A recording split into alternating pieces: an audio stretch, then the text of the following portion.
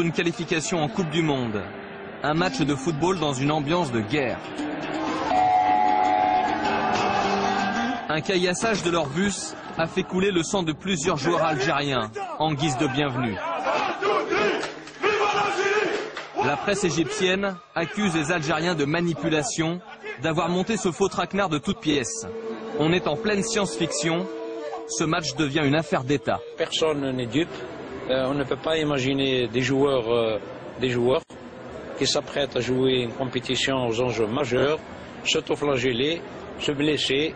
C'est impossible. Le moindre incident, ça a été spécifié dans le courrier de la FIFA, le moindre petit incident entre aujourd'hui et demain après le match amènera des sanctions d'une extrême sévérité contre l'équipe égyptienne. Liberhotel devient un bunker inaccessible. L'équipe d'Algérie est escortée par un impressionnant service de sécurité pour un dernier entraînement. Gros cylindres, snipers, camions blindés, tout y est. Mais c'est trop tard, c'est toute une délégation qui est choquée, traumatisée. On a vu les efforts qu'ils ont fait pour la sécurité et tout, mais il y avait toujours le choc, il y avait toujours ce qui s'est passé, ce scénario était toujours dans notre tête. À 200 mètres de l'hôtel des Algériens, un groupe d'Égyptiens fait du bruit en pleine nuit pour perturber leur sommeil. Nous avons voulu faire une image. La voiture, ouvre la voiture! Ça s'est très mal passé pour nous. On a été très mal accueillis, comme des animaux. Donc voilà, et puis en plus sur le terrain, ça s'est pas si bien passé que ça. Là, ils vont pas être chez eux. On va voir comment ça va se passer au Soudan, là, parce qu'il y a eu beaucoup de pression. Il y a eu des jets de pierre, même au retour, il y a eu des jets de pierre encore par les gens. Voilà, un climat de guerre, on a perdu 2-0, maintenant terrain neutre et on va tout faire pour gagner.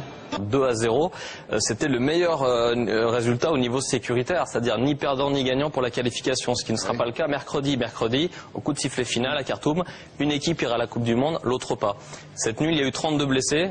Dimanche prochain, à la même heure, on ne parlera peut-être pas de blessés, mais tout simplement peut-être de morts. Alors j'espère que la fédération soudanaise qui est en charge de la sécurité va bien prendre en considération que ce n'est pas un match comme les autres. En tout cas, nous, pendant 48 heures en Égypte, on n'a pas du tout eu, le sentiment de couvrir un événement de sport, mais plutôt un conflit de guerre, et ça c'est vraiment triste. C'est dommage d'en arriver à ça, Emmanuel, parce que c'est des ambiances quand même qui vont trop loin, qui débordent trop du cadre du foot. Il faut que la FIFA justement montre une extrême sévérité dans ses décisions, parce qu'on voit qu'il y a deux poids deux mesures. Quand je me rappelle un peu l'incident qu'il y avait eu après le match de l'Argentine avec des propos de Maradona sur le terrain, et quand on a vu la réaction aussi vite et rapide et aussi sévère de la FIFA, j'aimerais bien les voir aussi rapidement. Alors justement, ça tombe bien, on n'avait pas prévu de numéro, mais on vient d'apprendre que Diego Maradona a été condamné pour 2 mois de suspension relative au football. Il n'a pas le droit de travailler sur le football pendant 2 mois et à 16 560 € d'amende suite aux propos donc, que vous évoquiez après ce fameux match.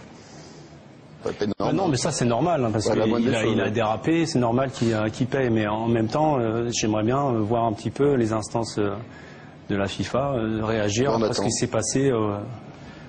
On attend leur réaction. Vous avez raison d'appuyer là-dessus parce que c'est tout à fait